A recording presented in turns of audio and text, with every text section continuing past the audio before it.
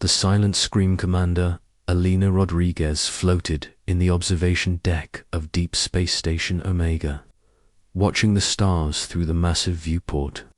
The station hung in the void between Mars and Jupiter, serving as humanity's early warning system for the outer colonies. Alina had been stationed here for 6 years, and in all that time, nothing more dangerous than a rogue asteroid had crossed their sensors. She sipped her coffee and checked the morning reports. Kepler 442 was running ahead of schedule on their titanium mining operation. New Geneva had just celebrated the birth of their 10,000th colonist.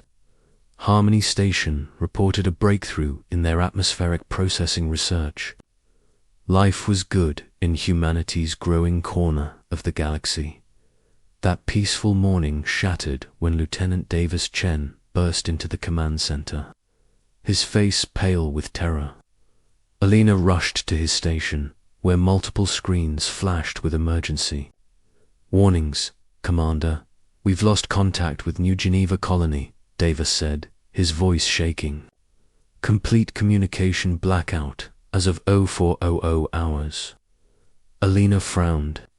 New Geneva housed nearly 4 million people, including families, researchers, and mining crews. Communication failures were rare but not impossible. Equipment malfunction.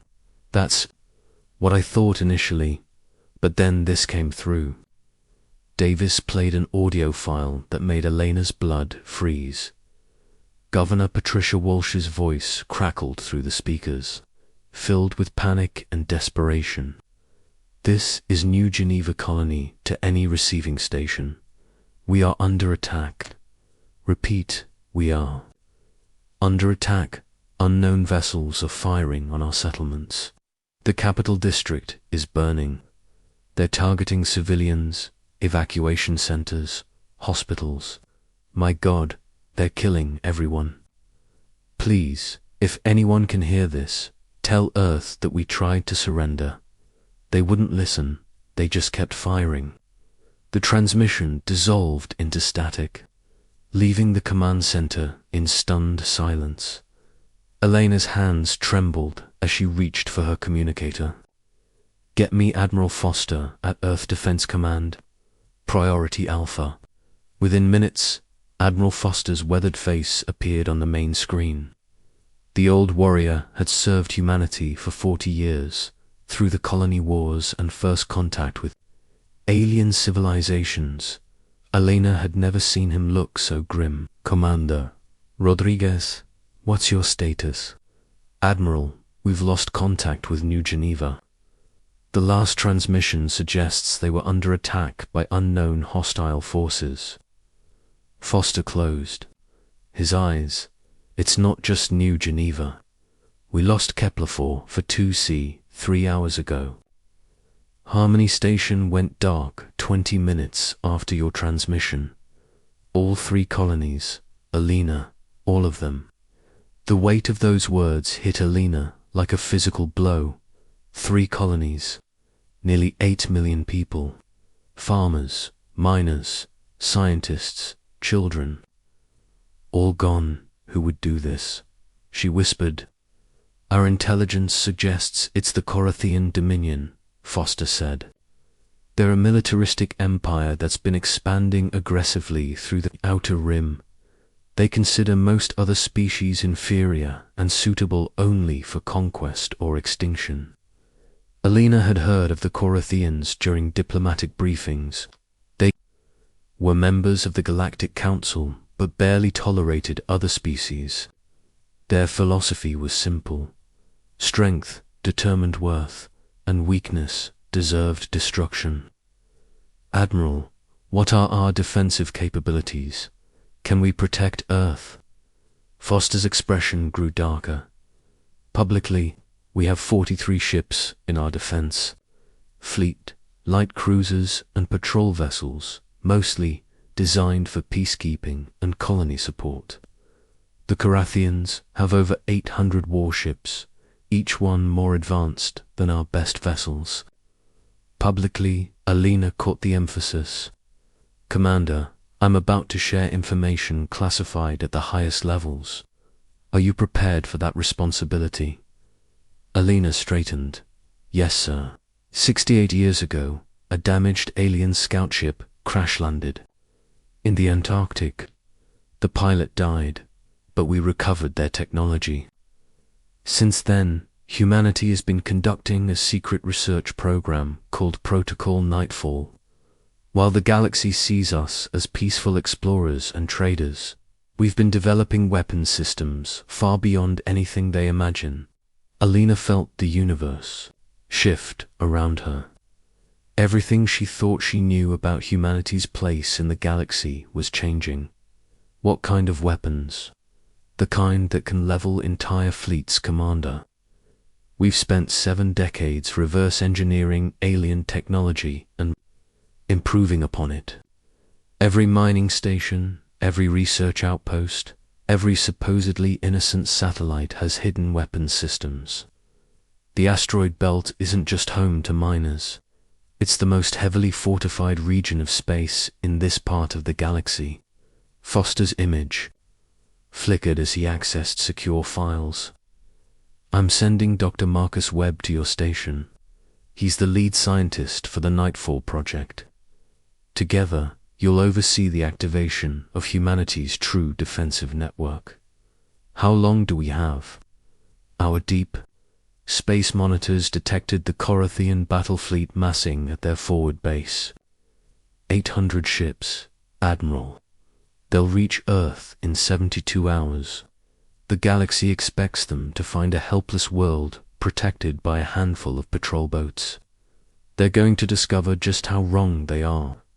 The connection ended, leaving Alina alone with the magnitude of what was coming. She looked out at the stars again, but now they seemed different, hostile, filled with enemies who saw humanity as nothing more than insects to be crushed. 6 hours later, Dr. Marcus Webb arrived aboard a military transport. Alina met him at the docking bay and was surprised to find a thin, nervous-looking man in his 50s. She had expected someone more imposing for such a crucial role. Dr. Webb, welcome to Deep Space Station Omega. Webb adjusted his thick glasses and looked around nervously. Commander, I need access to your most secure communications array. We have a lot of work to do and very little time to do it. They made their way to the station's classified communications center, where Webb began connecting strange devices to the main console. As he worked, he explained what was about to happen. For nearly 7 decades, we've been building a network of hidden weapons platforms throughout the solar system. Project Cerberus, we called it. The 3-headed dog that guards the gates of hell. Every innocent-looking asteroid mining station has quantum disruptors capable of tearing holes in space-time. Every research satellite carries nanite swarms that can consume enemy ships from the inside out. Alina watched in fascination as Webb's equipment came online. Suddenly, her displays showed hundreds of new contacts throughout the solar system.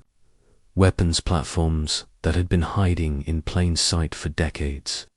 The moonbase isn't just a research facility, Webb continued. It houses gravitational weapons that can create miniature black holes. Mars has underground factories that have been building automated defense drones for 50 years. Even Earth's orbital stations have hidden arsenals that can sterilize entire continents. Why keep it secret? Why not let the galaxy know we could defend ourselves? Webb looked at her with sad eyes. Because the moment other species realized how advanced our weapons were, they would have united against us. Fear makes enemies out of potential allies. It was better to appear weak and peaceful while we prepared for the day someone decided to test that weakness. As the systems came online, Alina began to understand the true scope of humanity's hidden power. The asteroid belt wasn't just a mining region, it was a fortress filled with enough firepower to destroy entire star systems. The outer planets housed manufacturing facilities that had been secretly building weapons for decades. Dr. Webb, how powerful are these weapons exactly? Commander, a single quantum disruptor can destroy a battleship by removing it from existence. The nanite swarms can consume an entire fleet and use the materials to build more nanites. Our gravitational weapons can collapse stars if necessary. Webb's voice was quiet, almost ashamed. We built weapons capable of committing genocide, Commander, because we knew that someday someone might try to commit genocide against us. The irony wasn't lost on Alina. Humanity, known throughout the galaxy for its peaceful nature and diplomatic solutions, possessed the most devastating arsenal anyone had ever created. They had become shepherds who secretly carried weapons capable of slaughtering entire wolf packs. Webb finished his preparations and turned to Alina. The Carathians think they're attacking a defenseless world.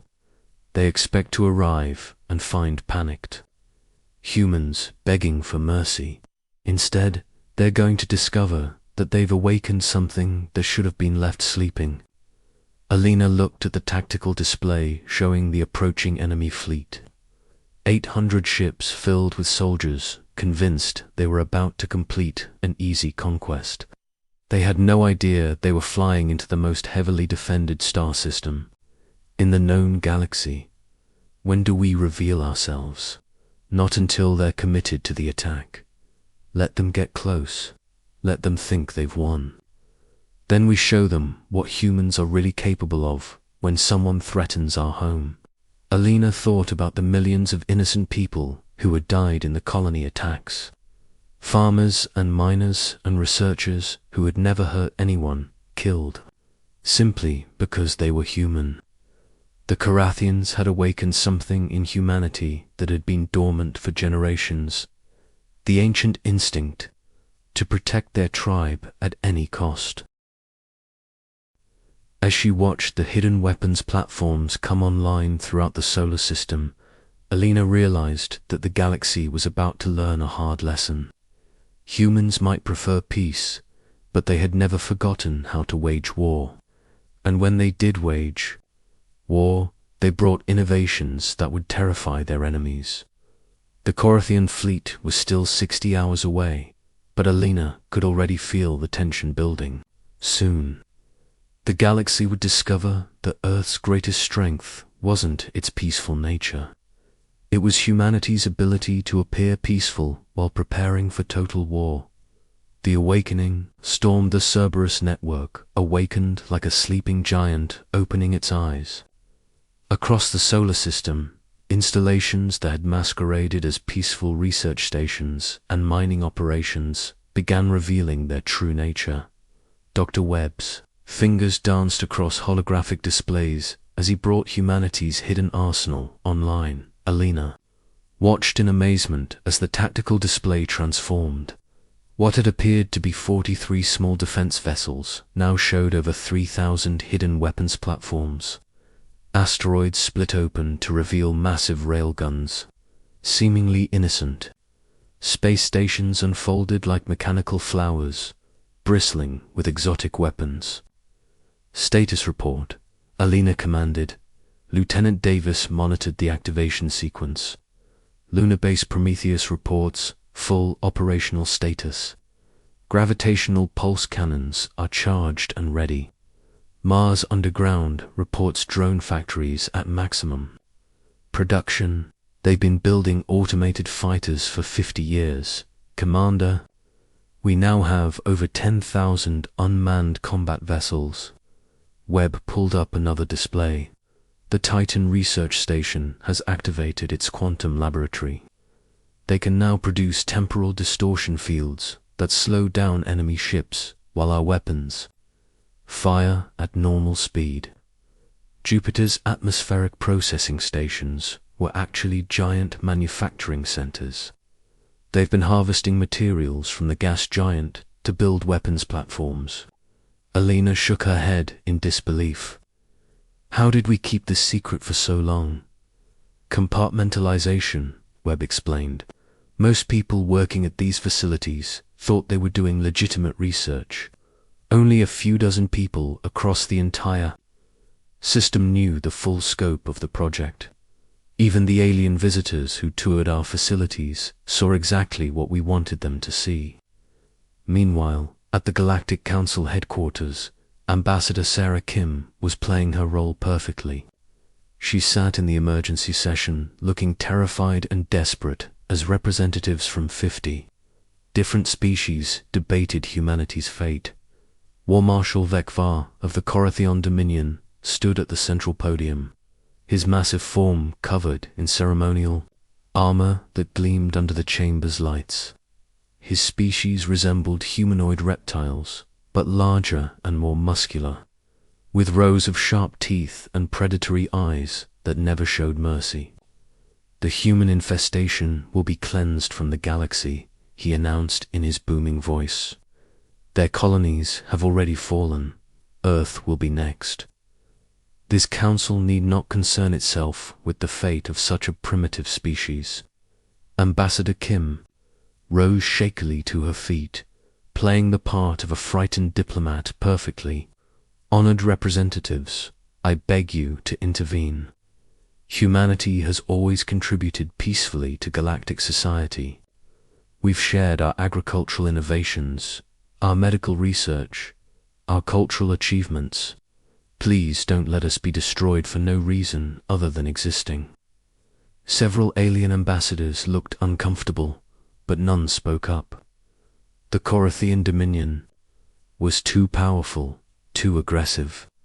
No one wanted to risk their own people's safety for humanity. Ambassador Veltar of the Crystalline Collective finally spoke. Perhaps the humans could be relocated to a reservation world, allowed to exist under Korathian supervision. Vekvar's laugh was like grinding metal. We do not keep pets. The human species will be completely eliminated. Their worlds will be claimed for the glory of the Dominion. In 48 hours, their pathetic fleet will be destroyed and Earth will burn. Kim allowed tears to stream down her face as she collapsed back into her chair. But as she lowered her head in apparent despair, she activated a hidden communicator. Nightfall, Command. This is Phoenix. The enemy is fully committed. No diplomatic solution possible. Recommend full activation of all systems. Back on deep space. Station Omega. Webb received the signal and turned to Alina. It's time, Commander. The Korathians have shown their true intentions. Now we show them ours. Alina opened a secure channel to Earth Defense Command. Admiral Foster, we have confirmation. The Korathians intend complete genocide. Ambassador Kim reports no possibility of diplomatic resolution. Foster's weathered face was grim but determined. Then we proceed with Nightfall Protocol. Commander Rodriguez, you are now designated as Field Commander for the Outer System Defense Grid. Dr. Webb will handle weapons coordination. Show these bastards what happens when someone threatens humanity's home. The next 24 hours passed. Intense preparation. Throughout the solar system, weapons platforms completed their startup sequences. On Luna, massive gravitational cannons emerged from hidden underground silos. The asteroid belt revealed itself to be the most heavily fortified region of space in the galaxy. With enough firepower to destroy entire fleets, Captain Lisa Santos commanded the stealth reconnaissance ship, Whisper, currently positioned at the edge of the system monitoring the approaching Korathian fleet. She watched through advanced sensors as 800 enemy vessels moved in perfect formation, their massive hulls gleaming with the confidence of an empire that had never known defeat. Nightfall Command, this is Whisper. Enemy fleet composition confirmed. 200 battleships, 300 heavy cruisers, 300 support vessels. They're flying in standard conquest formation, expecting no significant resistance. A voice crackled over the com. Understood, whisper. Maintain stealth position and provide targeting data. Do not engage until the trap is sprung. The Corinthian fleet entered the outer solar system with all the subtlety of a sledgehammer. Their ships were magnificent in their terrible purpose mass. Vessels designed for orbital bombardment and the complete destruction of planetary civilizations. War Marshal Dekvar stood on the bridge of his flagship, the Dominion's fury, watching Earth grow larger on his viewscreen. Signal all ships, he commanded. Standard genocide protocol. Destroy any resistance vessels, then begin planetary bombardment. Leave nothing alive on the human homeworld. His tactical officer reported, "Sir, we're detecting the human defense. Fleet, 43 vessels, mostly light cruisers and patrol boats. They're maintaining position around Earth, apparently trying to protect their homeworld." Dekvar laughed. 43 ships against 800. These humans are either incredibly brave or incredibly stupid. Open fire on their fleet. Let's end this quickly. That was exactly the moment Alina had been waiting for. All stations, this is Commander Rodriguez. The enemy has opened fire on Earth vessels. Protocol Nightfall is now fully authorized. Show them what we've been building. Across the solar system, humanity's hidden weapons revealed themselves in a spectacular display of technological might. Asteroids that had been hollowed out decades ago split open like giant eggs, revealing quantum disruptor arrays that could tear holes in the fabric of space-time itself. Mining platforms shed their disguises and emerged as heavily armed. Battle stations. The first indication the Carathians had that something was wrong came when their sensors began detecting massive energy signatures throughout the system. What had appeared to be empty space suddenly filled with weapons platforms that shouldn't have existed. War Marshal, his sensor officer, called out in panic. Unknown contacts throughout the system, hundreds of them. Energy readings are off the scale. Before Dekvar could respond, the first wave of attacks began. Quantum disruptors fired from concealed positions in the asteroid belt, and entire Corinthian battleships simply ceased to exist, erased from reality by weapons that violated the known laws of physics. Gravitational pulse. Cannons on Luna created miniature black holes that appeared in the middle of enemy formations. Corinthian ships were crushed by forces that compressed their hulls to singularities in seconds. From Mars emerged swarms of automated fighters. Tens of thousands of them, each one equipped with adaptive AI systems that learned from every engagement. They moved like schools of metallic fish, overwhelming Corinthian defenses through sheer numbers and impossible coordination. The nanite swarms were perhaps the most terrifying weapons of all. Clouds of microscopic machines descended on enemy vessels, consuming their hulls and turning the raw materials into more nanites. Corinthian crews watched in horror as their ships were literally eaten away round them. Dekvar stood frozen on his bridge, watching his magnificent fleet being systematically destroyed by weapons that shouldn't have existed. How is this possible? Our intelligence said the humans were primitive, defenseless.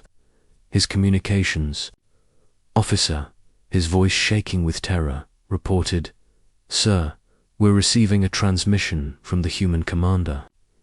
Elena's face appeared on the main screen of every surviving Corinthian vessel. Her expression was calm, professional, and absolutely merciless. "War Marshal Dekvar, this is Commander Alina Rodriguez of Earth Defense Command. You came to our system expecting to find a helpless species. Instead, you've discovered that humanity's greatest strength has always been our ability to adapt and overcome. Around HFY's ship, the battle was becoming a massacre. Advanced Corothian vessels that had conquered dozens of worlds were being destroyed faster than they could retreat. The humans had turned their entire solar system into an elaborate trap, and the Corothian fleet had flown directly into it. For nearly 7 decades, Alina continued, we've prepared for this day. Every peaceful trading mission, every diplomatic contact, every cultural exchange was an opportunity to study our potential enemies and develop countermeasures. You see, war martial humans have always understood that peace is only possible when you're prepared for war. The quantum disruptors continued their work, erasing Corothian ships from existence with mathematical precision. The gravitational weapons created spatial distortions that crushed entire squadrons. The nanite swarms spread from ship to ship, consuming everything in their path. You destroyed our colonies, Elena said, her voice growing harder. You killed 8 million innocent people, farmers, miners, researchers, children. They died because you believed strength gave you the right to commit genocide. Today, you learn that you were wrong about who was stronger. Webb monitored the battle from Deep Space Station Omega, coordinating weapons systems across the entire solar system. The hidden network that had taken decades to build was performing flawlessly. Every calculation, every simulation, every preparation had led to this moment. Commander, he reported, enemy fleet strength is down to 30%. They're trying to retreat, but our outer system platforms have activated interdiction fields. Nothing leaves this system without our permission. Alina nodded grimly. The Corothians had come to commit genocide. They would not be allowed to leave and try again with another target. Ambassador Kim, still maintaining her cover at the Galactic Council, watched as reports of the battle reached the chamber. Representatives from 50 species sat in stunned silence as they realized that diplomatic humanity possessed weapons that could destroy entire galactic empires. The final phase of the battle was swift and decisive. The remaining Corothian ships, trapped by interdiction fields and overwhelmed by superior technology, were systematically eliminated. War Marshal HFY's flagship was the last to fall, consumed by a nanite swarm that left nothing but empty space. Where a mighty warship had been, Alina opened a channel to the entire galaxy, broadcasting on all diplomatic frequencies. This is Commander Elena Rodriguez of Earth Defense Command, speaking for all of humanity. Today, the Corothian Dominion learned that our peaceful nature should not be mistaken for weakness. We did not seek this conflict, but we ended it decisively. She paused, letting her words sink in across the galaxy. To any species considering aggression against human worlds, we remain committed to peace, cooperation, and mutual understanding. But we will defend ourselves and our allies with every weapon at our disposal. Choose wisely. The message ended, leaving the galaxy to contemplate a new reality. Humanity had emerged from the shadows as a major power, respected and feared in equal measure. The species that had seemed helpless and primitive had revealed itself to possess the most advanced weapons, technology in known space. As Alina watched the last debris from the Corothian fleet drift through space, she thought about the 8 million people who had died in the colony attacks. Their sacrifice had not been in vain. Humanity would never again be seen as weak prey by aggressive empires. The galaxy had learned that humans preferred peace, but when war came, they waged it with innovations that would echo through history. Earth's secret arsenal had awakened, and the stars would never be the same.